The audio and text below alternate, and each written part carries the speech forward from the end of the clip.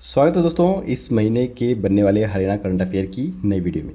देखिए दोस्तों, इस वीडियो में मैं आपको सिर्फ मोस्ट इंपॉर्टेंट, जी हाँ मैं जो बोल रहा हूँ गौर से सुनिए, सिर्फ मोस्ट इंपॉर्टेंट टॉप 70 जो क्वेश्चन हैं उन्हीं की वीडियो लेके आया हूँ जो कि अप्रैल महीने की है।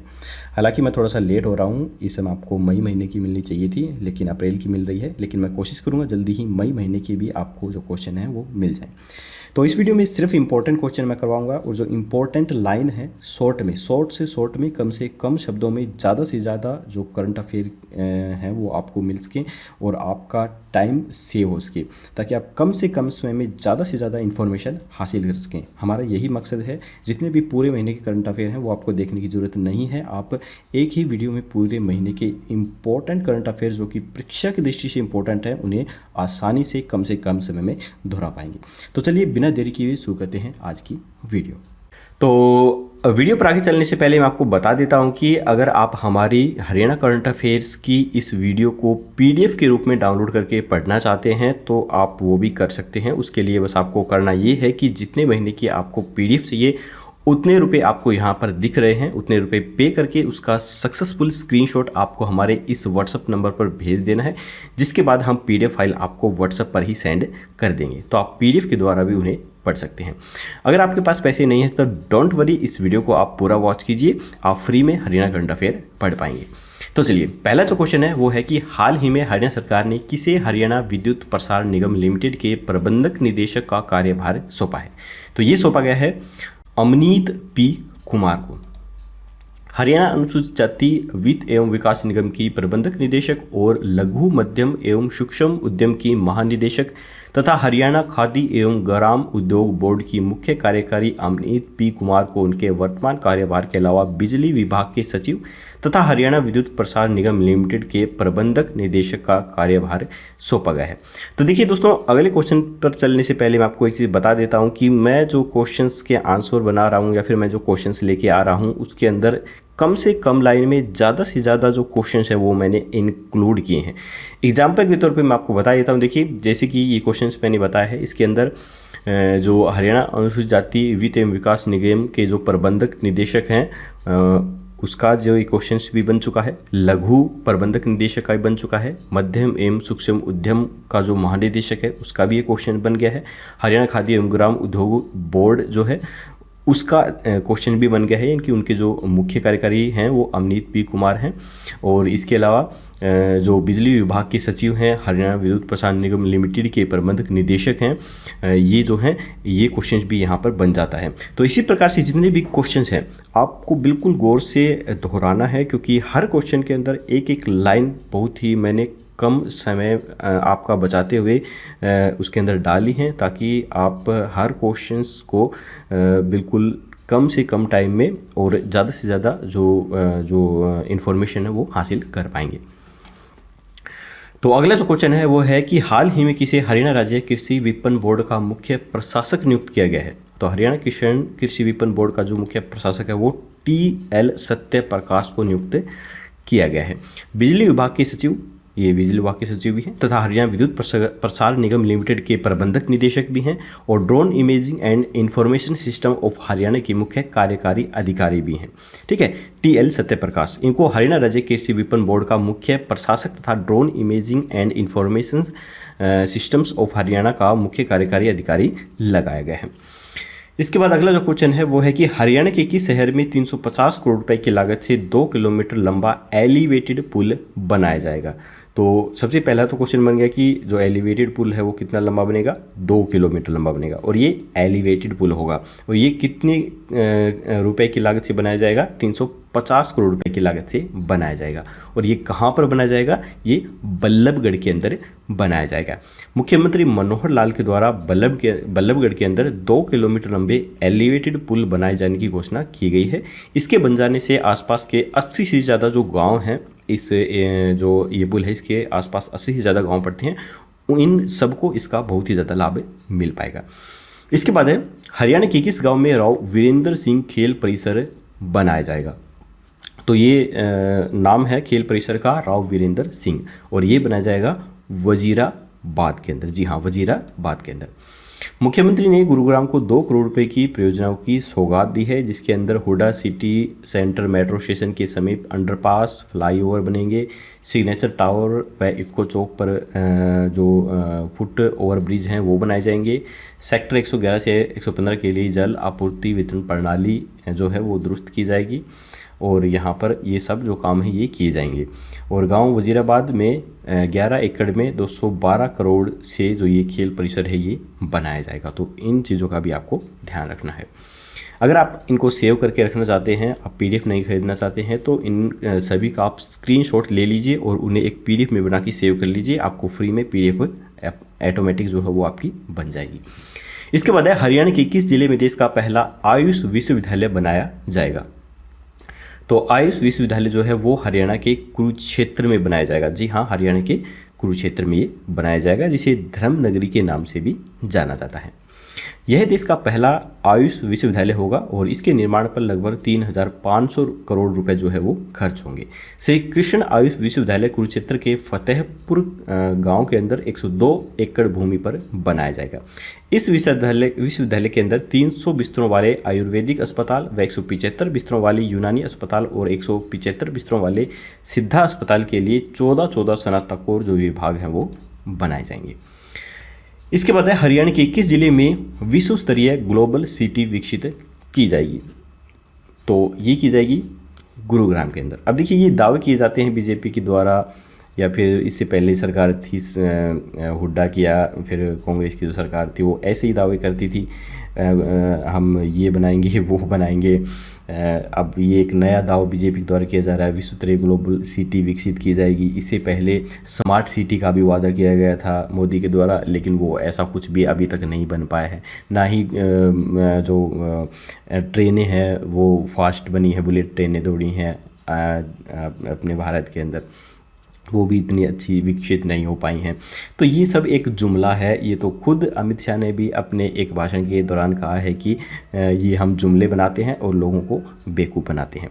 तो देखिए, मेरे कहने का मतलब ये है कि कांग्रेस हमने आजमा ली, बीजेपी हमने आजमा ली, लेकिन अब की बार जो वोट देना है वो आपको देना है। देखिए, मैं पर्सनली आपको, आप जो गवर्नमेंट सरकार है, आप सरकार है केजरीवाल की, उसको पर्सनली मैं बिल्कुल भी नहीं जानता हूँ, ठीक है। आप सोचते हो कि मैं जानता हूँ, ऐसा कुछ भी नहीं है। लेकिन उनका आप काम देखिए, उनका काम दिल्ली के अंदर देखिए, उनका काम आप स्कूलों में देखिए, पानी में देखिए, बिजली में देखिए, बहुत ही बेहतरीन काम कर रहे हैं। और आजकल की महंगाई में, इतनी ज़्यादा महंगाई में जो सबसे ज़्यादा राहत दे रही है ना, वो सिर्फ एक ही गवर्नमेंट है, केजरीवाल की गवर्नमेंट। वो ही इतनी महंगाई में आपको इतना ज़्यादा सहूलियत दे रही है। अब देखिए, लेडीज़ों का बस के अंदर फ्री सेवा दे रखी है, तो कितना पैसा वहाँ पर बच रहा है। बिजली फ्री है तो वहाँ पर कितना पैसा बच रहा है। जो आपके स्वास्थ्य फ्री है तो वहाँ पर कितना पैसा बच रहा है। यानी कि एक महीने में जो गरीब आदमी है वो 5 से 6 हज़ार रुपये आसानी से बचा सकता है, विदाउट हेल्थ के बताया मैंने। अगर हेल्थ में कोई बड़ी बीमारी होगी तो ये समझ लीजिए कि बहुत ज़्यादा पैसा वहाँ पर बच जाता है। तो जो देखिए, मुख्यमंत्री जो होता है जो किसी भी स्टेट का मुख्यमंत्री का मेन काम होता है कि अपना इंफ्रास्ट्रक्चर अच्छा करे, स्कूल अच्छे करे, शिक्षा अच्छी करे, हेल्थ है वो अच्छा करे और जो बिजली है वो अच्छी करे, यही काम होता है। अब यही काम नहीं होते हैं, बल्कि बीजेपी क्या करती है, हिंदू मुसलमान, हिंदू मुसलमान, हिंदू मुसलमान, ये काम करती रहती है। ये काम नहीं होते हैं। किसी मुख्यमंत्री का जो काम होता है किसी स्टेट के अंदर, उसको उसके इंफ्रास्ट्रक्चर को विकसित करना होता है। और जो वोट हैं वो उसी के आधार पर हमेशा देने चाहिए, जाति के आधार पर नहीं देने चाहिए, धर्म के आधार पर नहीं देने चाहिए। वोट हमेशा काम के आधार पर देने चाहिए। तो केजरीवाल वाकई में काम कर रहे हैं। इस बार मैं कहूँगा कि आप सभी स्टूडेंट मिलकर केजरीवाल को ज़रूर वोट दीजिए हरियाणा के अंदर। तो इस क्वेश्चन का जो आंसर है वो गुरुग्राम है। इसके बाद अगला जो क्वेश्चन है वो है, हरियाणा में इस बार कौन सा सब्जी एक्सपो 2022 आयोजित किया गया। तो ये आयोजित किया गया 8वां सब्जी एक्सपो 2022। 8वीं सब्जी एक्सपो 2022 में मुख्य अतिथि के रूप में जयप्रकाश जो दलाल हैं वो इसके मुख्य अतिथि बनाए गए। तो ये 8वां सब्जी एक्सपो जो है यह करनाल के अंदर बनाया गया है और करनाल के घरौंडा के अंदर ये बनाया गया था। और इसके अंदर काफ़ी सारी जो इनाम के लिए चीज़ें हैं वो रखी गई थी। देखिए, उत्पादकों को जो आलू टमाटर प्याज जो ये सब्जियां उत्पादक करते हैं उनको कुछ इनाम भी यहाँ पर दिए गए थे इस एक्सपो के अंदर। तो इस प्रकार से ये अलग अलग एक्सपो आयोजित होते रहते हैं और इस प्रकार के क्वेश्चंस भी एग्जाम्स में पूछ लिए जाते हैं कि ये एक्सपो कहाँ पर आयोजित किया गया था, किस ज़िले में आयोजित किया गया था, इसकी तिथि क्या थी। ठीक है, तो वो चीज़ आपको यहाँ पर अच्छे से ध्यान करके रखना है। इसके बाद अगला जो क्वेश्चन है वो है कि हरियाणा के किस जिले में गुरु तेग बहादुर जी का 400वां प्रकाश पर्व बनाया गया। तो ये 400वां प्रकाश पर्व बनाया गया पानीपत के अंदर। इसके बाद है हरियाणा के किस जिले में कबड्डी का इंडोर स्टेडियम बनाया जाएगा। तो कबड्डी का जो इंडोर स्टेडियम है वो बनाया जाएगा करनाल के अंदर। देखिए इंडोर क्या होता है वो मैं आपको समझा देता हूँ। इंडोर होता है जो स्टेडियम पूरी तरह से बंद होता है, यानी कि वो ओपन नहीं होता, ऊपर से बिल्कुल बंद होता है, वो उसको बोलते हैं इंडोर स्टेडियम। और आउटडोर उसको बोलते हैं जो ऊपर से ओपन होता है, जहाँ आसमान साफ दिखाई देता है, उसे आउटडोर स्टेडियम बोलते हैं। इसके बाद है हाल ही में किसी इंदिरा गांधी यूनिवर्सिटी मीरपुर के नए वाइस चांसलर नियुक्त किया गया है। तो ये नियुक्त किया गया है प्रोफेसर जे.पी. यादव को। जे.पी. यादव को इंदिरा गांधी यूनिवर्सिटी मीरपुर, जो मीरपुर के अंदर है ये यूनिवर्सिटी, इसके वाइस चांसलर नियुक्त किया गया है। इंदिरा गांधी यूनिवर्सिटी मीरपुर के वीसी के रूप में प्रोफेसर जे.पी. यादव को प्रदेश के राज्यपाल बंडारू दत्तात्रेय ने 3 साल के लिए नियुक्त किया है। हरियाणा के राज्यपाल कौन है? बंडारू दत्तात्रेय। इससे ये भी आपको रीजन होता रहता है। मूल रूप से झज्जर जिले के खेड़ी खातिवास गांव के रहने वाले प्रोफेसर यादव बचपन से ही काफ़ी बहुमुखी प्रतिभा के धनी रहे हैं और इन्होंने ये पद ज्वाइन किया है। तो यहाँ पर आपको इनके गांव के बारे में और ज़िले के बारे में ही पता चल गया है।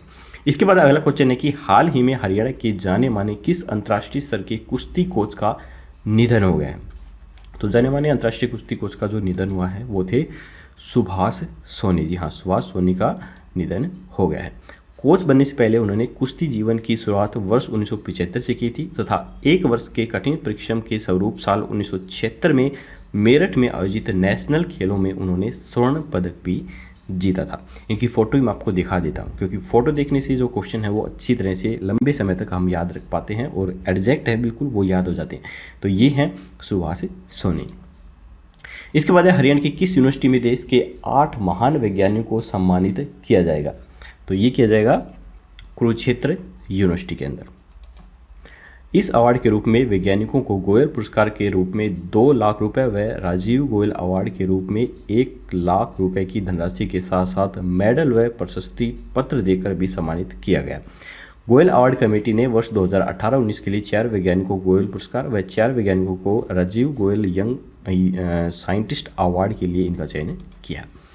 इसके बाद हरियाणा के किस जिले में रेलवे कोच फैक्ट्री की शुरुआत की जाएगी। तो फिलहाल अगर हम बात करें रेलवे कोच की जो फैक्ट्री है वो हरियाणा के ज़िले में है, तो मैं आपको बता देता हूँ वो है यमुनानगर के अंदर।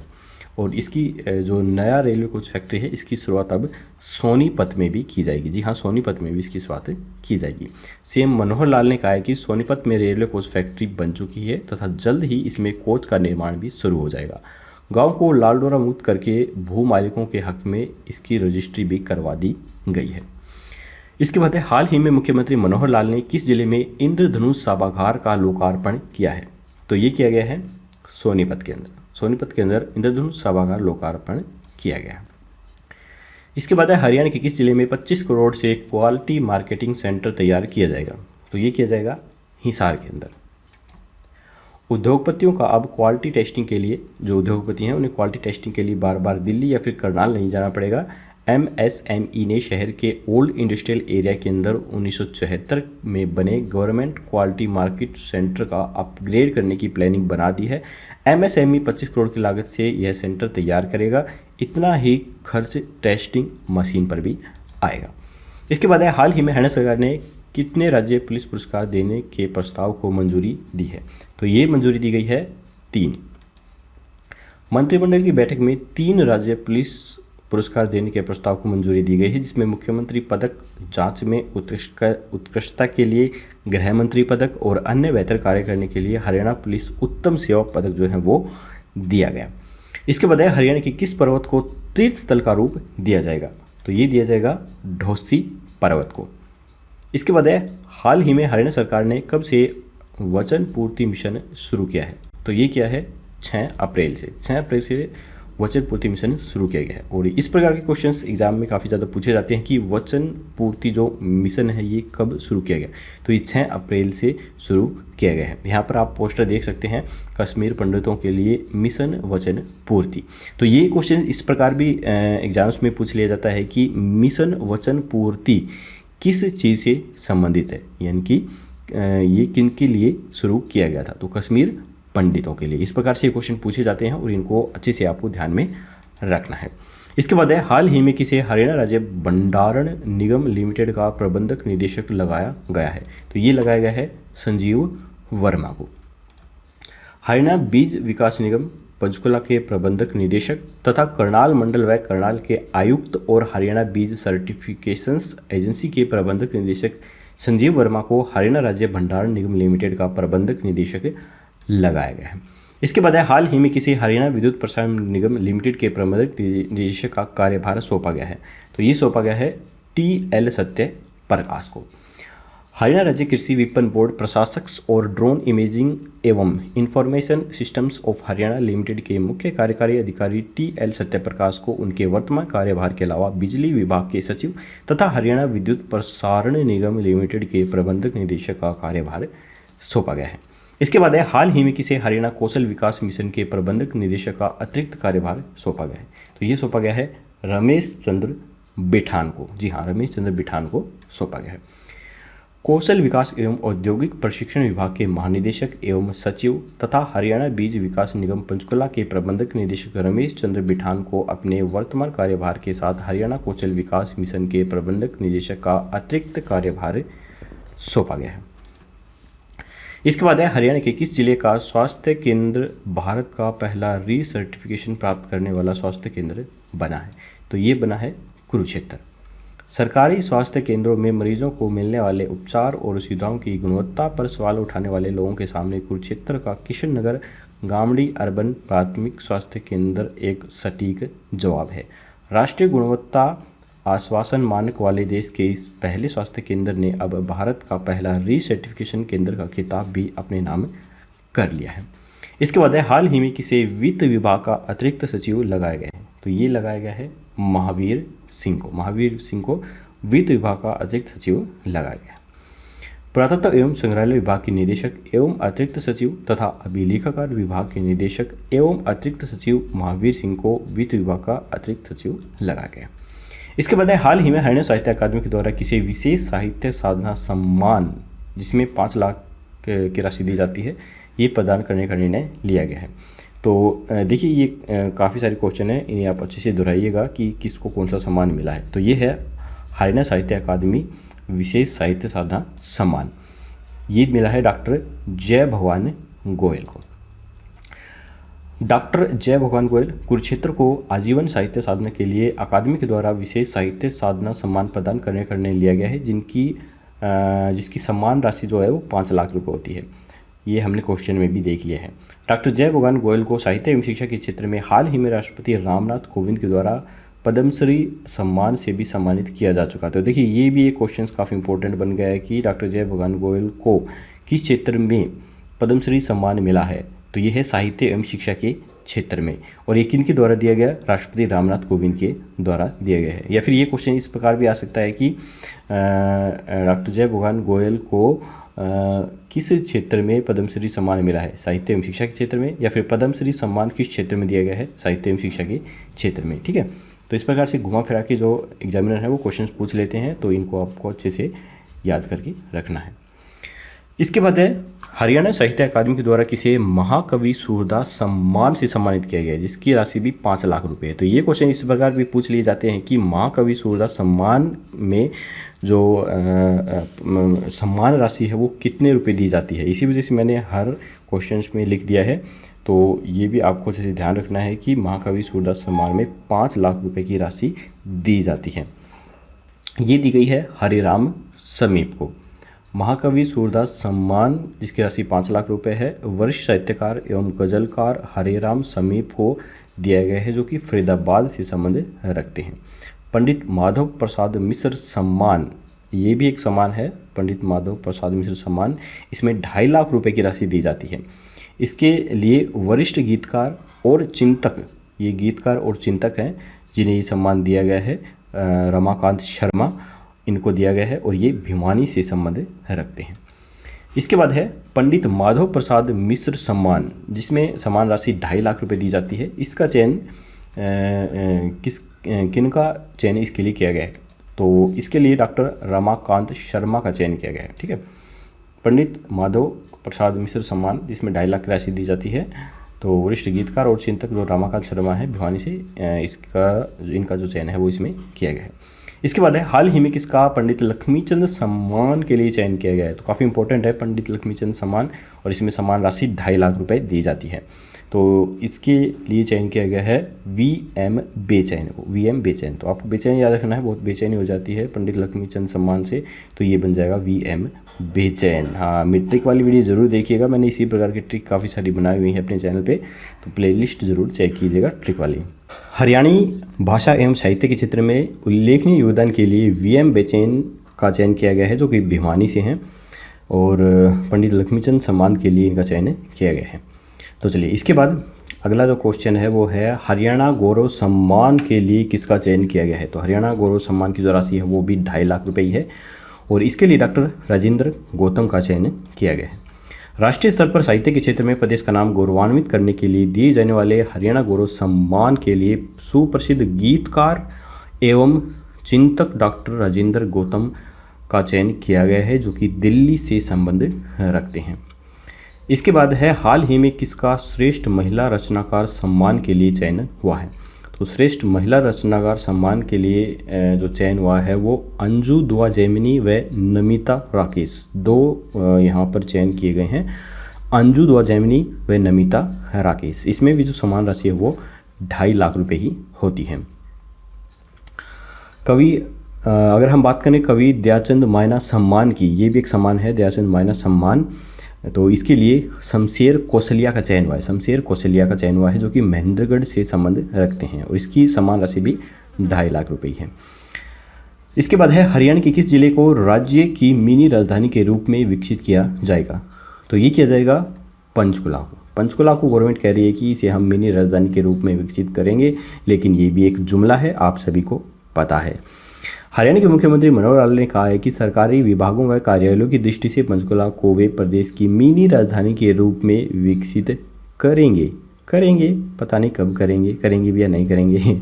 गुरुग्राम के बाद पंचकुला विश्व दर्शन का देश का दूसरा आदर्श महानगर होगा।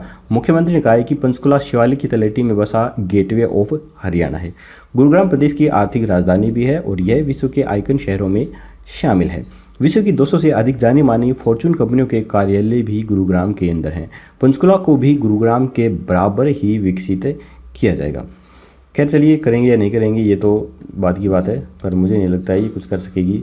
इससे बढ़िया है, इससे पहले तो गवर्नमेंट जो आपकी है केजरीवाल की, वही यहाँ पर आ जाएगी।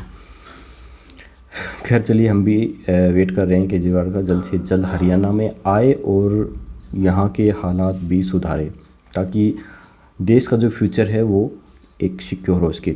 और हाँ, एक बात और मुझे याद आई कि देश को देखिए, एक आप भी किसी व्यक्ति के पास जाते हैं, मान लीजिए आप किसी व्यक्ति के पास गए, वो बिल्कुल अनपढ़ है, तो आपको पता ही है वो अनपढ़ व्यक्ति है, तो वो कितना उसको नॉलेज होगी, कितना ज्ञान होगा देश को चलाने का। और एक बहुत ही काफ़ी ज़्यादा पढ़ा लिखा व्यक्ति, इंजीनियरिंग की हुई जिन्हें वो देश को चलाए, तो उससे कितना फ़र्क पड़ता है। तो एक पढ़े लिखे व्यक्ति के पास ही हम सोचेंगे कि हम देश की जो बागडोर है उसे सौंपें, ताकि वो अच्छे तरीके से हमारे देश को चला सके, हैंडल कर सके। तो हम भी यही चाहते हैं, और मुझे आशा है कि देश के सभी व्यक्ति यही चाहता है कि एक पढ़ा लिखा व्यक्ति, क्योंकि सब अपने बच्चों को पढ़ा लिखा देखना चाहते हैं कि अच्छा पढ़ा लिखा हमारे जो बच्चे हैं वो पढ़े लिखे बने, ताकि अच्छी नौकरी कर सकें या सर्विस कर सकें या फिर कोई बिजनेस कर सकें। उसी तरह से देश भी होता है, देश भी अगर अच्छे पढ़े लिखे व्यक्ति के हाथ में जाएगा तो देश भी अच्छी तरह से तरक्की करता है।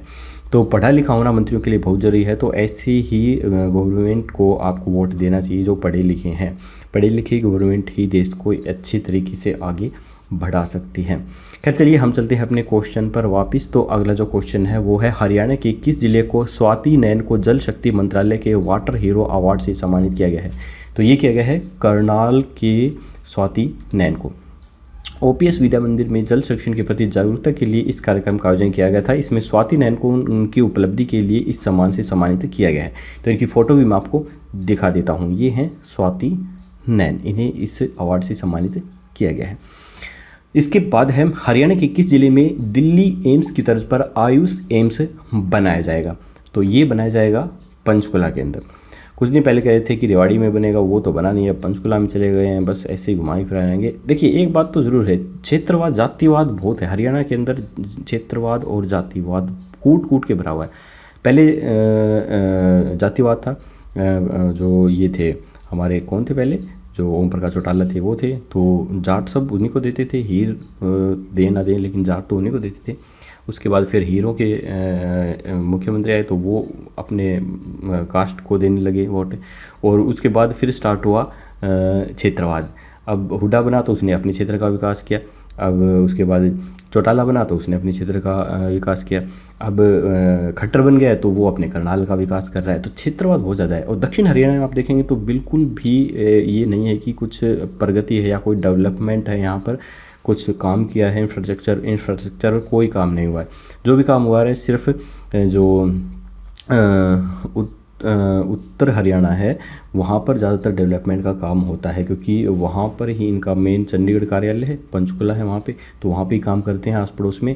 या तो वहाँ कुछ काम होगा या फिर क्षेत्रवाद होगा, जैसे कि रोहतक में हुआ, रोहतक के बने तो रोहतक में हुआ, अब करनाल के बन रहे हैं तो करनाल में हो रहा है। तो क्षेत्रवाद बहुत ज़्यादा कूट कूट के यहाँ पर भरा हुआ है। तो मैं कहूँगा कि ऐसी गवर्नमेंट को निकाल के फेंको और केजरीवाल को लेके आओ। बिल्कुल बेस्ट सरकार है, पढ़ी लिखी सरकार है, ईमानदार सरकार है, अच्छे से काम करेगी, हर चीज़ अवेलेबल होगी, महंगाई भी कम होगी।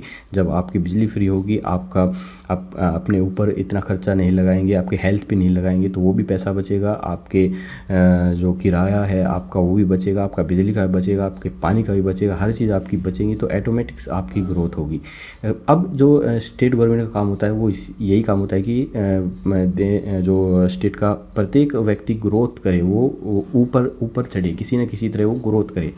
तो जब लग आदमी अपने घर खर्चे से ही नहीं निपटेगा, अब क्या है इतनी महंगाई है कि घर खर्च में ही जो इनकम है वो लग के चली जाती है, तो बिजनेस या फिर कोई काम तरक्की आदमी कैसे कर सकता है? बिल्कुल भी नहीं कर सकता है।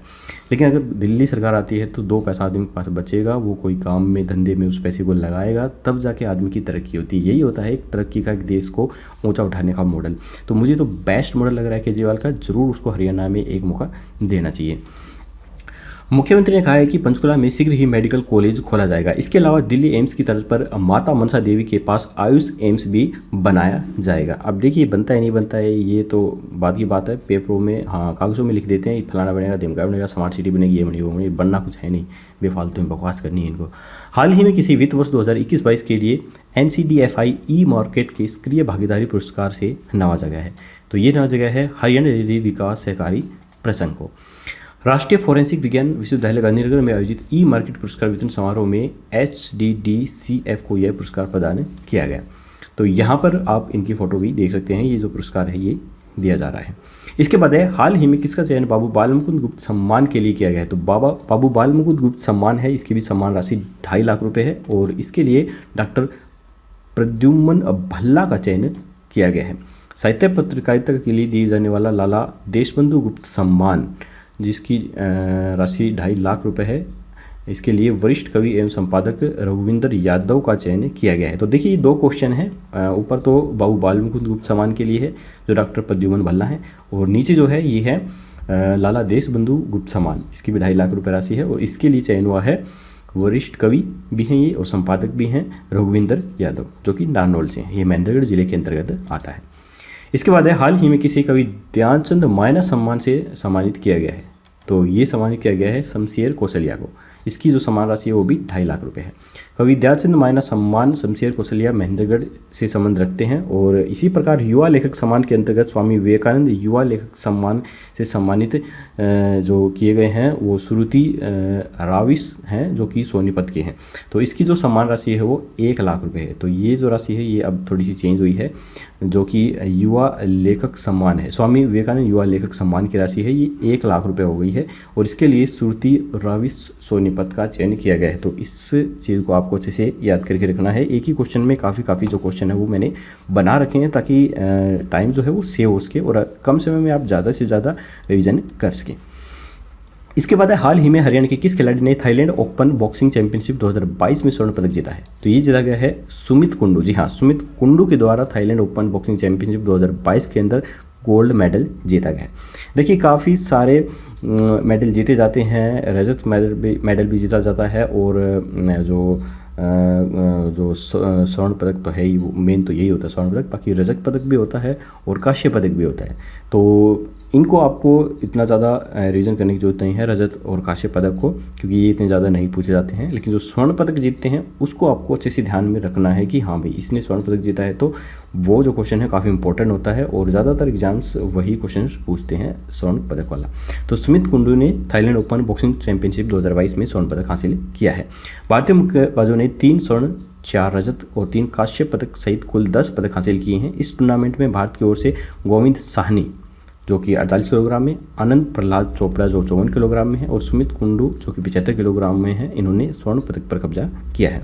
तो यहाँ पर किस किस खिलाड़ी ने कौन कौन से पदक जीते हैं वो मैं आपको अपनी जानकारी के लिए दिखा देता हूँ, ताकि अगर आपको पढ़ना है तो आप उन्हें पढ़ सकें। तो गोविंद साहनी ने स्वर्ण पदक 48 किलोग्राम में जीता है, अमित पंघल ने 52 किलोग्राम में रजत, अनंता प्रहलाद चोपड़े ने 54 किलोग्राम में स्वर्ण, वरिंदर ने 60 किलोग्राम में रजत, सुमित कुंडू ने 75 किलोग्राम में स्वर्ण, आशीष कुमार ने रजत, मोनिका ने रजत, मनीषा मोहन ने कांस्य, पूजा ने कांस्य और भाग्यवती कचारी ने कांस्य पदक जीता है। तो इसका स्क्रीनशॉट लेके भी आप इसे रख सकते हैं। तो स्वर्ण पदक को आपको थोड़ा सा ध्यान में रखना है। इसके बाद है, हाल ही में हरियाणा के किस जिले के केशव ने मिस्टर दिल्ली का खिताब जीता है? तो ये जीता गया है सोनीपत के रहने वाले केशव। सोनीपत के रहने वाले केशव ने मिस्टर दिल्ली का खिताब जीता है। दिल्ली के तालाकोट स्टेडियम में आयोजित मिस्टर दिल्ली बॉडी बिल्डिंग एवं फिटनेस प्रतियोगिता में सोनीपत के केशव ने 85 किलोग्राम भार वर्ग में मिस्टर दिल्ली का खिताब जीतकर जो ये खिताब है ये हासिल किया है। तो इनकी फ़ोटो जो है वो मैं आपको दिखा देता हूँ। तो ये हैं केशव, ठीक है, और इन्होंने ये खिताब जीता है और यह करीब 6 वर्ष से जो बॉडी बिल्डिंग है इसका कार्य कर रहे हैं। इसके बाद है, हाल ही में मुख्यमंत्री मनोहर लाल ने हरियाणा में किसको समर्पित संग्रहालय बनाने की घोषणा की है? तो ये घोषणा की गई है सिख गुरु को समर्पित संग्रहालय बनाने की घोषणा। हरियाणा में सिख गुरुओं को समर्पित संग्रहालय बनाया जाएगा। इस संग्रहालय में सिख गुरुओं के जीवन और उनकी शिक्षाओं को प्रदर्शित किया जाएगा। यह बैठक 24 अप्रैल को गुरु तेग बहादुर के 400वें प्रकाश पर्व पर आयोजित होने वाले समारोह पर चर्चा के लिए बुलाई गई थी। इसके बाद है, देश में सबसे अधिक बेरोजगारी दर वाले राज्यों में शीर्ष पर कौन सा राज्य है? तो ये है हरियाणा। जी हाँ, ये देखिए 1-2 क्वेश्चन है वो एक काम का क्वेश्चन से निकल के आया है। देश में सबसे अधिक, पूरे देश में सबसे अधिक जो बेरोजगारी है ना वो वाकई में हरियाणा के अंदर। अब देखिए इसका मैं आपको जो कैलकुलेशन है वो मैं बता देता हूँ। भारत में समग्र बेरोजगारी दर फरवरी 2022 में 8.10% थी, जो कि घटकर 7.6% हो गई थी। कब हुई थी ये? मार्च 2022 के अंदर। लेकिन अब ताज़ा आंकड़े आए हैं। इन आंकड़ों के मुताबिक अब हरियाणा में सबसे ज़्यादा बेरोजगारी दर हो रही है 26.7%। 26.7%, देखिए 8, 7 और कहाँ 26, कितनी ज़्यादा बेरोजगारी दर बढ़ रही है। और वाकई में हरियाणा में इतनी ज़्यादा बेरोजगारी है कि गवर्नमेंट के कान में तो जू तक नहीं रेंगती है कि इस बेरोजगारी को किसी तरह दूर किया जाए। मुझे एक वाक़या याद आया। देखिए मैं आपको दिखाता हूँ कि कितना ज़्यादा भ्रष्टाचार इस गवर्नमेंट सरकार के अंदर है। देखिए गवर्नमेंट सरकार सिर्फ, ये जो बीजेपी सरकार है, सिर्फ कागज़ों के अंदर काम करती है। रियल में ज़मीनी हकीकत पे कोई भी काम नहीं होते हैं। इसका खुद जीता जागता उदाहरण मैंने महसूस किया है, जो कि एक वाक़या हुआ था, वो मैं आपके साथ शेयर करता हूँ। देखिए आप सभी को पता है कि जो एक योजना है हरियाणा की, जिसके द्वारा पढ़े लिखे बेरोज़गार युवाओं को घर बैठे पैसे दिए जाते हैं, मतलब रोज़गार भत्ता दिया जाता है। उस रोज़गार का नाम तो मुझे याद नहीं आ रहा है, लेकिन भत्ता दिया जाता है। यानी कि 10वीं पास हैं तो 500 रुपये, 12वीं हैं तो 700 या 1000 रुपये हैं, और ग्रेजुएशन है तो पता नहीं 1000 हैं या 2000, 1500, 2000 कुछ ऐसे रुपये दिए जाते हैं। ठीक है, तो ये एक योजना है हरियाणा सरकार की। मैंने सोचा चलो मैं भी इसका फॉर्म भर देता हूँ, देखते हैं पैसे आते हैं नहीं आते हैं। तो देखिए एक तो इसकी साइट इतनी बकवास इन्होंने बना रखी है कि इस फार्म को आप भरेंगे तो ये भरा नहीं जाएगा जल्दी से। ठीक है, फिर भी चलो आपने किसी तरह माथापच्ची करके ये फार्म भर दिया, तो देखिए अब होता क्या है, आपने फार्म बिल्कुल सही भरेंगे, बिल्कुल एक्यूरेट भरा जाएगा, आपने कोई मिस्टेक नहीं की है, लेकिन जब आप प्रिंट निकालेंगे ना तो उसमें ऑटोमेटिक्स गलती आएंगी। ई की जगह आई हो जाएगा, आई की जगह ई हो जाएगा, ठीक है, प्रवीण कुमार की जगह कुमारी हो जाएगा। तो इस प्रकार की ऑटोमेटिक गलती करती है वो वेबसाइट, उसे कितना भी ठीक कर लो वो ठीक नहीं होती। आप तो ठीक कर देंगे, उसे सेव भी कर देंगे, लेकिन जब प्रिंट निकालेंगे तो वही गलती बारी बारी अपने आप आएगी, ठीक है। चलो ठीक है, कोई बात नहीं, वो गलती वहाँ पे आ गई है। उसके बाद अब क्या होता है कि देखिए, उसके बाद अब हम डॉक्यूमेंट उस अप्लाइमेंट ऑफिस में जमा करवा के आते हैं, तो वहाँ पर वो बंदे क्या करते हैं, उसको मिलाते हैं। किससे? आपके जो फ़ोटोकॉपी वाले डॉक्यूमेंट आप फ़ोटोकॉपी लगाते हैं अपने डॉक्यूमेंट से, उनसे मिलाते हैं। तो आपने मान लीजिए कुछ भर दिया है, जो आपने नाम भरा था कुमार, उस वहाँ कुमारी हो गया है, और आपके डॉक्यूमेंट में तो कुमारी है, तो वहाँ पे उनको मिसमैच दिखेगा, तो आपके फॉर्म को तुरंत रिजेक्ट कर देंगे, आपने गलत फॉर्म भर रखा है, दोबारा से फॉर्म भरिए। अब आप दोबारा भरेंगे तो वही गलती आनी है, क्योंकि वो वेबसाइट पे गलती हो रही है, आप तो कर नहीं रहे। अब आप ये शिकायत उन्हें जाकर करेंगे तो वो बोलेंगे कि हमें इससे कुछ लेना देना नहीं है, आप सही फॉर्म भर के लेके आइए, ठीक है। अब मैंने जब बेरोज़गार कार्यालय में मैं गया, मैं बोला सर आप मेरा फार्म भर दीजिए, ये गलती हो रही है, इस वेबसाइट में दिक्कत है। तो वो बोलेंगे नहीं, हम नहीं भर सकते, आपको बेरोज़गारी भत्ता चाहिए तो भरो, वरना मत भरो, आप यहाँ से चले जाओ। यानी कि कहने का मतलब है कि युवाओं को परेशान करना है, कागज़ों में दिखा देना है कि हम बेरोज़गार भत्ता दे रहे हैं, इतने जो बेरोज़गार हैं वो हमने रजिस्टर कर रखे हैं, हमने ये योजना चला रखी है, हम बेरोज़गारों को 2000 रुपये 3000 रुपये देते हैं, लेकिन होता कुछ भी नहीं है। 0 रुपये दिए जाते हैं, 1 भी रुपये दिया नहीं जाता है। कोई भी व्यक्ति इस पे फार्म भरेगा तो वो भर भर के परेशान हो जाएगा, लेकिन वहाँ पर वो फार्म जमा नहीं होगा। अब देखिए केजरीवाल सरकार क्या कर रही है कि खुद जो सरकारी कर्मचारी हैं वो आपके घर पे आएंगे, आपके डॉक्यूमेंट देखेंगे, उसे वेरीफाई करेंगे और तुरंत आपका काम हो जाएगा, आपको कहीं पर चक्कर काटने की ज़रूरत नहीं है। ये होती है असली गवर्नमेंट, इसे कहते हैं असली गवर्नमेंट। गवर्नमेंट का काम लोगों के काम में अड़ंगा डालना नहीं होता है, बल्कि जो जनता है उसके काम को आसान करना होता है, किसी तरह से वो अपने काम को जल्द से जल्द कर सकें। और ये कैसी है बीजेपी, कैसी सरकार है, अड़ंगा डालती है, किसी तरह इनका काम रुकने चाहिए, बस काम होने नहीं चाहिए किसी तरह भी काम। तो देश कैसे आगे बढ़ेगा जब आम आदमी आगे नहीं बढ़ेगा, तो देश कैसे आगे बढ़ेगा भाई? सोचो इस बात पे, हर लोग को सोचना चाहिए इस बात पे। देखिए जब आप धर्म और जाति से ऊपर उठकर आप अपने परिवार के बारे में सोचते हैं जिस प्रकार से, उसी प्रकार से धर्म जात से उठकर आपको अपने देश के बारे में भी सोचना होगा। हरियाणा का मुख्यमंत्री ये नहीं है कि आपके घर में कमा के वो और आपके घर में पैसे दे के जाएगा, बल्कि जो स्टेट गवर्नमेंट होती है उसका काम होता है कि बिजली सस्ती करे, पानी सस्ता करे, हेल्थ अच्छा करे, स्कूल अच्छा करे, रोज़गार मुहैया करवाए। ये काम होते हैं एक स्टेट गवर्नमेंट के, और जो ये स्टेट गवर्नमेंट ये करती है वही एक रियल जो सरकार है वो होती है, जो कि अरविंद केजरीवाल ने दिल्ली में करके दिखाया भी है। ठीक है, तो आपको भी अपने आँखें खोल लेनी चाहिए अब, और जो अपना वोट है, कीमती वोट है, वो प्लीज़ अरविंद केजरीवाल जी को दें और आप सरकार को जिताएं, ताकि हम भी एक अच्छे सरकार को प्राप्त कर सकें और अपने जीवन में अपने देश को आगे लेकर चल सकें। खैर चलिए हम चलते हैं अपने क्वेश्चन पर। तो यहाँ पर देखिए मैं आपको दिखा देता हूँ कि जो सबसे ज़्यादा बेरोज़गारी दर है वो किन किन राज्यों में है। तो फर्स्ट नंबर पे यहाँ पर देखिए हरियाणा ही है, जिसके अंदर 26.7% बेरोजगारी दर है। उसके बाद हरियाणा के पास राजस्थान पड़ता है, यहाँ पर भी 25% बेरोजगारी है। उसके बाद जम्मू कश्मीर में 25% है, और इसके बाद झारखंड में 14.5% की बेरोजगारी है। देखिए पहले बेरोजगारी कहाँ पर होती थी? पहले बेरोजगारी बिहार, झारखंड यहाँ पर होती थी, लेकिन अब वो जो बेरोजगारी ना वो हरियाणा के अंदर आ चुकी है। वहाँ पर बेरोजगारी हो गई है कम, झारखंड के अंदर 14 और हरियाणा के अंदर 26.7% की बेरोजगारी हो गई है। तो ये है हरियाणा के हालात इस सरकार के अंदर। इस सरकार का क्या काम है? लोगों के काम में अड़ंगा डालना, काम को रोकना है इस सरकार का काम। आपने टिकटॉक पे अरविंद केजरीवाल की वो वीडियो तो देखी होगी जिसमें वो कहते हैं कि ये काम हम करेंगे, नहीं ये काम तुम करो, नहीं ये काम तो हम करेंगे। तो करना करना, हम परेशान हो गए इतने साल से कह कह के करना। तो वो बात है ना, उनको कर देना, करने देना, ना खुद को करना। ठीक है, यही काम है बीजेपी वालों का, इस गवर्नमेंट की। इतनी बकवास गवर्नमेंट है, कागज़ों के अंदर आप बना दिए इन्होंने, कागज़ों के अंदर बुलेट ट्रेन बना दी इन्होंने, कागज़ों के अंदर स्मार्ट सिटी। क्या बात है, इतनी बड़ी बड़ी बात बोलते हैं, 15-15 लाख रुपए हर व्यक्ति के अकाउंट में आ जाएंगे, क्या बात है। और फिर बाद में क्या कहते हैं, ये तो एक चुनावी जुमला होता है लोगों को बेवकूफ़ बनाने के लिए। क्या बात है भाई, ठीक है, लेकिन लोग इतने बेवकूफ़ नहीं है, तुम्हें भी सबक सिखाएंगे लोग। जो जनता है ना वो सर्वोपरि है, सब जानती है जनता। अब इस बार जनता इसको बीजेपी को भी सबक सिखा के रहेगी, और केजरीवाल की सरकार आएगी, और देखना केजरीवाल की सरकार आने के बाद हर चीज़ में, ये जो सरकारी स्कूल के हालात हो रहे हैं, सरकारी अस्पताल के हालात हो रहे हैं, इतने हालात ख़राब हैं, पूछो मत, जाके देखो वहाँ पे दीवारों पे रंग पेंट तक नहीं होता है, पंखे ख़राब पड़े रहते हैं, गर्मी में बैठते हैं बच्चे, इतना बुरा हाल है।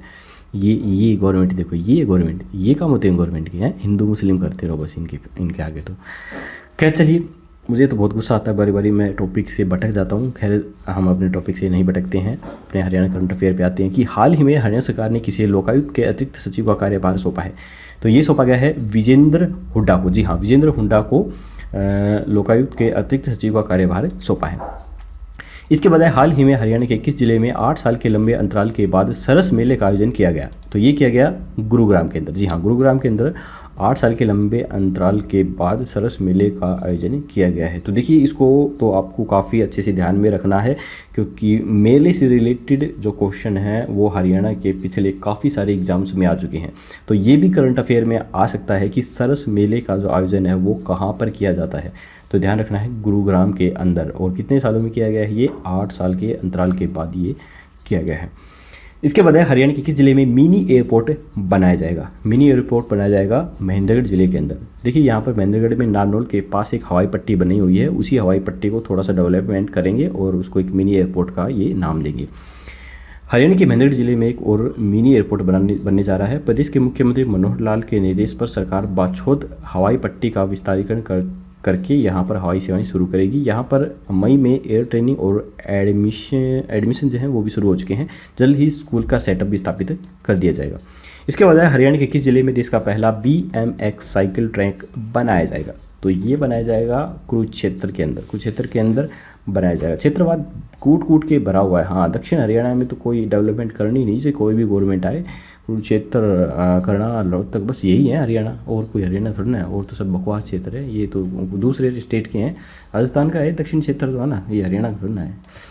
साइकिलिस्टों के लिए कुरुक्षेत्र में देश का पहला माउंटेन बाइक के लिए BMX साइकिलिंग ट्रैक बनाया जाएगा। इसके लिए पिहोवा रोड पर गांव लोहारा माजरा के पास जगह का चयन कर लिया गया है। यह ट्रैक एशिया में बनाया जाने वाला चौथा ट्रैक होगा।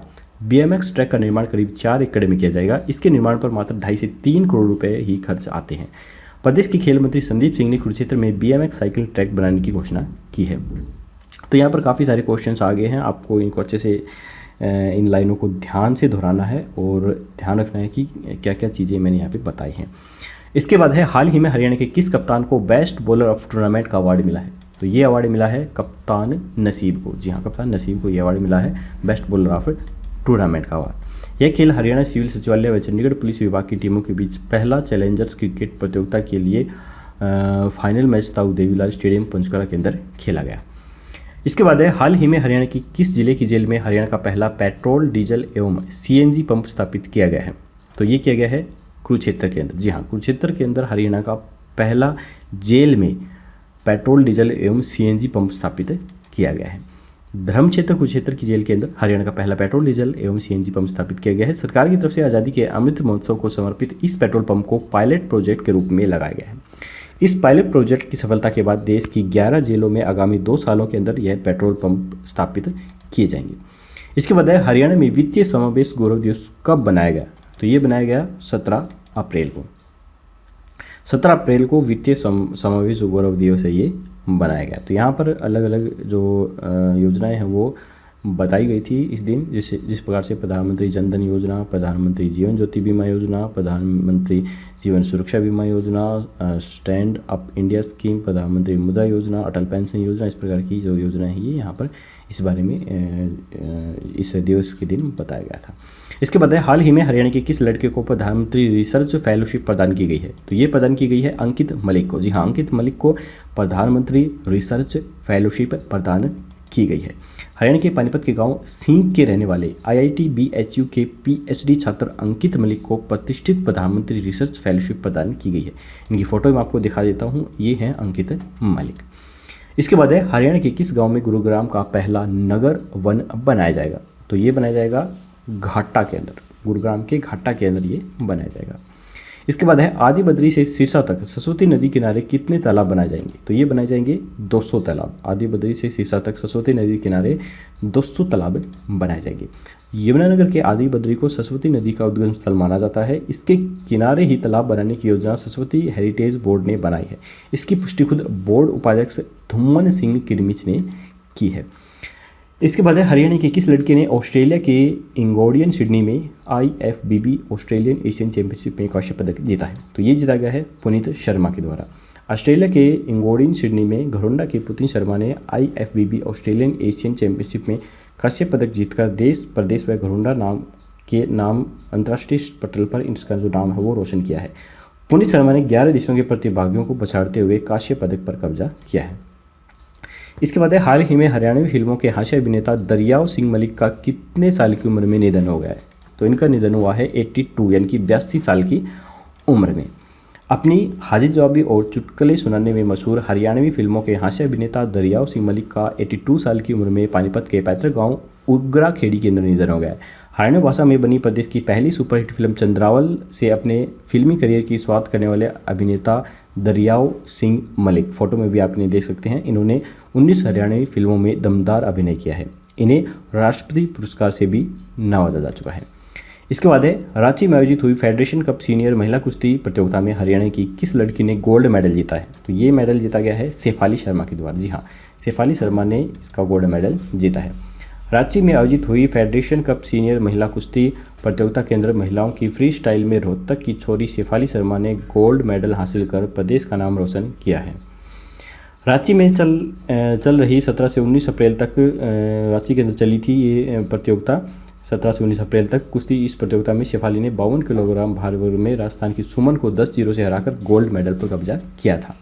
इसके बाद है हरियाणा में किस पुरस्कार को शुरू किया जाएगा? हरियाणा के अंदर किया जाएगा सुषमा स्वराज पुरस्कार को शुरू। काफ़ी इंपॉर्टेंट क्वेश्चन है। सुषमा स्वराज पुरस्कार हरियाणा के अंदर जल्द ही स्टार्ट होगा। आगामी अंतर्राष्ट्रीय महिला दिवस से शुरू हो रहे इस पुरस्कार के लिए महिला एवं बाल विकास विभाग के साथ साथ जनप्रतिनिधियों के माध्यम से भी आवेदन किया जा सकेगा। इस पुरस्कार की विजेता को 5 लाख रुपये की राशि, शाल एवं प्रशस्ति पत्र भी प्रदान किया जाएगा। इसके बाद हरियाणा के किस जिले में प्रदेश की पहली प्रदूषण रहित शुगर मिल बनाई जा रही है? तो हरियाणा के पानीपत के अंदर प्रदेश की पहली प्रदूषण रहित शुगर मिल बनाई जा रही है। इसके बाद हरियाणा का पहला मदर मिल्क बैंक किस राज्य में स्थापित किया जाएगा? हरियाणा का पहला मदर मिल्क बैंक किया जाएगा किस जिले में स्थापित किया जाएगा? तो हरियाणा का पहला मदर मिल्क बैंक रोहतक जिले में स्थापित किया जाएगा। हरियाणा में पहला mother milk bank Rohtak PGI के अंदर स्थापित किया जाएगा। यह मिल्क बैंक की स्थापना के बाद 2.5 किलो से कम वजन की शिशुओं को मां का दूध उपलब्ध करवाया जा सकेगा। उम्मीद की जा रही है कि यह मिल्क बैंक इसी साल से शुरू हो जाएगा। इसके बाद है हाल ही में हरियाणा के किस लड़के को भारतीय शूटिंग बॉल टीम का कप्तान बनाया गया है? तो ये बनाया गया है सुरेश कुमार को। जी हाँ, सुरेश कुमार को हरियाणा में भारतीय शूटिंग बॉल टीम का कप्तान बनाया गया है। हिसार के गांव रावतखेड़ा के रहने वाले सुरेश कुमार 1 जून से दिल्ली में शुरू होने वाले एशियन चैंपियनशिप में भारतीय शूटिंग बॉल टीम की कप्तान संभालेंगे। सुरेश कुमार ने पंजाब के फाजिल्का में आयोजित नेशनल चैंपियनशिप में हरियाणा टीम की कमान संभाली थी। हरियाणा की टीम ने इस नेशनल चैंपियनशिप में गोल्ड मेडल हासिल किया। इस प्रतियोगिता में सुरेश कुमार को बेस्ट प्लेयर के जो खिताब है उसे भी नवाजा गया है। इसके बाद हाल ही में हरियाणा के किस उद्यमी को नेशनल इनोवेशन अवार्ड से सम्मानित किया गया है? तो ये किया गया है श्याम सुंदर कपूर को। जी हाँ, श्याम सुंदर कपूर को हरियाणा के लिए नेशनल इनोवेशन अवार्ड से जो है नवाजा गया है। नई दिल्ली स्थित इंडिया हैबिटेट सेंटर में आर्थिक अध्ययन संस्थान के द्वारा आयोजित एक सेमिनार में देश के विकास में योगदान देने के लिए उद्योग जगत में रक्षा उत्पादन एवं इनोवेशन क्षेत्र में शानदार काम करने पर देश भर के कई उद्यमियों को सम्मानित किया गया है। इस कार्यक्रम के मुख्य अतिथि असम के राज्यपाल जगदीश मुखी ने नेशनल प्रेसिडेंस एवं जाने माने उद्यमी श्याम सुंदर कपूर को नेशनल इनोवेशन अवार्ड से सम्मानित किया। इस कार्यक्रम का आयोजन all India forum of MSMES, जिसे शॉर्ट के अंदर AIFOM कहा जाता है, इनके सहयोग से किया गया था। इसके बाद है यमुनानगर जिले के किस गांव में बनाए जा रहे मेडिकल कॉलेज का नाम सिखों के 9वें गुरु तेग बहादुर के नाम पर रखा जाएगा। तो ये रखा जाएगा पुंजपुर। पुंजपुर का नाम यमुनानगर जिले में बनाए जा रहे मेडिकल कॉलेज के जो 9वें गुरु हैं सिखों के, उसके नाम पर रखा जाएगा। यमुनानगर के पुंजपुर गांव में 60 एकड़ से अधिक क्षेत्र में स्थापित की जा रही मेडिकल कॉलेज का नाम गुरु तेग बहादुर मेडिकल कॉलेज रखा जाएगा। अगले 3 महीने में इस मेडिकल कॉलेज की आधारशिला भी रखी जाएगी। इसके बाद है हाल ही में हरियाणा में कौन सा केंद्र स्थापित करने की घोषणा की गई है। तो ये की गई है सूचना केंद्र एवं एग्री बिजनेस केंद्र। हरियाणा के अंदर सूचना केंद्र और एग्री बिजनेस केंद्र स्थापित करने की घोषणा की गई है। सिरसा और हिसार में ऐसे 2 केंद्रों को पहले ही चालू कर दिया गया है और सभी जिला मुख्यालयों में केंद्र स्थापित करने का प्रस्ताव भी पारित है। इसके बाद हरियाणा के किस जिले में किसान बाजार स्थापित किए जाएंगे। तो ये किए जाएंगे पंचकुला व गुरुग्राम के अंदर। ये किसान बाजार कृषि बागवानी विशेषज्ञों के सहयोग से किसानों को सूचना के प्रसार और तकनीकी इनपुट और जानकारी प्रदान करने के लिए एक नोडल बिंदु भी होंगे। यह बाजार गुणवत्ता नियंत्रण और प्रमाण उपायों को शुरू करके किसानों को अपनी उपज का उचित मूल्य लेने में भी मदद करेगा। इसके बाद है हाल ही में हरियाणा पुलिस के कितने अधिकारियों और कर्मचारियों को राष्ट्रपति पुलिस पदक से सम्मानित किया गया है। तो ये किया गया है 92 यानी कि 92 पुलिस अधिकारियों को। हरियाणा के राज्यपाल बंडारू दत्तात्रेय ने पंचकुला के इंद्रधनुष सभागार में आयोजित अलंकरण समारोह के दौरान हरियाणा पुलिस के 92 अधिकारियों और कर्मचारियों को राष्ट्रपति पुलिस पदक से सम्मानित किया। इसके बाद है हरियाणा के किस जिले में 750 मेगावाट का नया पावर प्लांट लगाया जाएगा। तो ये लगाया जाएगा यमुनानगर के अंदर। मुख्यमंत्री मनोहर लाल ने कहा है कि बिजली की समस्या का स्थायी समाधान करने के लिए यमुनानगर में 750 मेगावाट का नया पावर प्लांट जो है वो लगाया जाएगा। इसके बाद है हरियाणा में 4 से 13 जून तक होने वाले खेलो इंडिया यूथ गेम्स में मुख्य अतिथि किन्हें बनाया जाएगा। तो ये बनाया जाएगा मनोहर लाल खट्टर को। बेटियों को समर्पित थीम पर यह गेम आयोजित किए जाएंगे। 8 मई को पंचकुला से इसका शुभारंभ हुआ। इसके बाद है हरियाणा के किस शहर में राष्ट्रीय स्तर की NCC अकादमी का निर्माण किया जाएगा। तो ये किया जाएगा घरोंडा के अंदर। हरियाणा के युवाओं में सेना में जाने का जज्बा पहले से ही है और अब घरोंडा में बनने वाली NCC अकेडमी से युवाओं को इस दिशा में आगे बढ़ने की मजबूत बुनियादी भी मिलेगी। यहाँ स्थापित की जाने वाली अकेडमी राष्ट्रीय स्तर की होगी। मुख्यमंत्री ने घरोंडा में रक्षा मंत्रालय की 15 एकड़ ज़मीन पर इस अकेडमी के लिए 15 एकड़ ज़मीन है वो इस अकेडमी के लिए उपलब्ध करवाने का निर्णय लिया है। इसके बाद है हरियाणा की किस लड़की ने ब्राज़ील के अंदर आयोजित इंटरनेशनल पैरा बैडमिंटन में 2022 में गोल्ड मेडल जीता है। तो ये जीता है ज्योति वर्मा ने। यहाँ पर आप देख सकते हैं ये हैं ज्योति वर्मा। इन्होंने ब्राज़ील में आयोजित इंटरनेशनल पैरा बैडमिंटन जो 2022 में आयोजित किए गए थे, इसके अंदर गोल्ड मेडल जीता है। इसके बाद है हरियाणा सरकार के द्वारा एनीमिया उन्मूलन सप्ताह कब बनाया गया। तो एनीमिया उन्मूलन सप्ताह हरियाणा में बनाया गया 1 से 7 मई के दौरान। हरियाणा सरकार के द्वारा 1 से 7 मई 2022 को प्रदेश में एनीमिया उन्मूलन सप्ताह बनाया गया। इस सप्ताह के तहत अस्पतालों में जाने वाले सभी मरीजों के हीमोग्लोबिन की जांच की गई।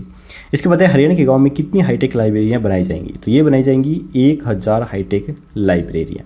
तो यहाँ पर आप देख सकते हैं ये जो लाइब्रेरी है ये एक हाईटेक लाइब्रेरी है। अब देखिए ये हाईटेक लाइब्रेरी है तो भाई मान के क्या बात है, हाईटेक लाइब्रेरी है। ये पुराने स्कूल को पेंट वेंट करके और बोर्ड लगा दिया और ये 2-4 चित्र छाप दिए, ये हाईटेक लाइब्रेरी होगी। अरे भाई हाईटेक लाइब्रेरी ऐसी नहीं होती। हाईटेक लाइब्रेरी का मतलब होता है डिजिटल लाइब्रेरी, जहाँ पर कंप्यूटर से डायरेक्ट स्टडी की जाती है। किसी भी बुक को खोल कर उसे हाईटेक लाइब्रेरी कहा जाता है। खैर चलिए, ये किसी चीज़ को भी बीजेपी वाले हाईटेक बना सकते हैं, ये तो एक कबाड़ को भी हाईटेक बना देंगे भाई, इनका कुछ पता नहीं है। इसके बाद हरियाणा ने the Olympic songs Haryana sports song के लिए कौन सा पुरस्कार जीता है। तो ये जीता है MUSE गोल्ड पुरस्कार। हरियाणा ने the Olympic song Haryana sports song के लिए प्रतिष्ठित अंतर्राष्ट्रीय MUSE गोल्ड पुरस्कार जीता है। इसके बाद हरियाणा की किस जिले में पहला हाईटेक बस टर्मिनल बनाया जाएगा। तो ये टर्मिनल बनाया जाएगा फैदाबाद में। जैसे हाईटेक पुस्तकालय है वैसे ही इनका हाईटेक बस टर्मिनल होगा, देख लेना, ठीक है। हरियाणा का PPP मोड पर फैदाबाद में बनने वाला पहला हाईटेक बस टर्मिनल सितंबर में बनकर तैयार हो जाएगा। इस टर्मिनल में बस अड्डे के अलावा कमर्शियल हब भी होगा। फरीदाबाद NIT में 4 एकड़ भूमि पर बन रहे इस बस अड्डे पर अधिकारी चालक व कंटेनरों के लिए रेस्ट रूम, वेटिंग रूम, लोगों के लिए मॉल और मल्टीप्लेक्स, कैंटीन, शौचालय आदि भी जो उपलब्ध है वो करवाए जाएंगे। तो ये है हमारा इस वीडियो का लास्ट क्वेश्चन, और ये है हरियाणा का पहला अनाज अनुसंधान केंद्र कहाँ पर बनाया जाएगा। तो हरियाणा का पहला अनाज अनुसंधान केंद्र बनाया जाएगा गोकुलपुरा में। जी हाँ, गोकुलपुरा के अंदर। तो मई महीने के हरियाणा करंट अफेयर के क्वेश्चन जो हैं वो ख़त्म हो चुके हैं। अगर आप इस वीडियो को PDF के रूप में डाउनलोड करना चाहते हैं तो व्हाट्सअप नंबर आपको हमारी इस वीडियो के डिस्क्रिप्शन में मिल जाएंगे। वहाँ पर आप जितने भी महीने की पेमेंट करना चाहते हैं उतने पे पेड करके उसका स्क्रीनशॉट सेंड कर दीजिए, जिसके बाद हम PDF फाइल आपको व्हाट्सअप पर सेंड कर देंगे। तो हर महीने की करंट अफेयर्स की वीडियो दोस्तों अब आपको मंथली वाइज ही मिलेगी, और इस महीने मैं लेट चल रहा हूँ। ये वीडियो पिछले महीने डालनी थी, लेकिन अब मई की डालनी थी, लेकिन अब मैं यहाँ पर जो अप्रैल है वो डाल रहा हूँ। तो खैर जल्दी ही मैं कोशिश करूँगा कि जो मई महीने की करंट अफेयर की क्वेश्चन है वो 2 से 4 दिन को आपको मिल जाए, ताकि फिर नेक्स्ट महीने से हम कंटिन्यू हर महीने जो करंट अफेयर है वो हरियाणा की डालने शुरू कर देंगे। खैर चलिए, वीडियो पसंद आई तो लाइक जरूर कीजिएगा, चैनल पर नहीं तो सब्सक्राइब करना बिल्कुल मत भूलिए। फिर मिलेंगे अगले महीने, मई महीने की तो 3-4 दिन बाद ही मिल जाएगी। जून महीने की जो है वो आपको टू टाइम मिल जाए, मैं कोशिश करूँगा। वीडियो पसंद आई तो लाइक कीजिएगा। तब तक के लिए जय हिंद, जय भारत।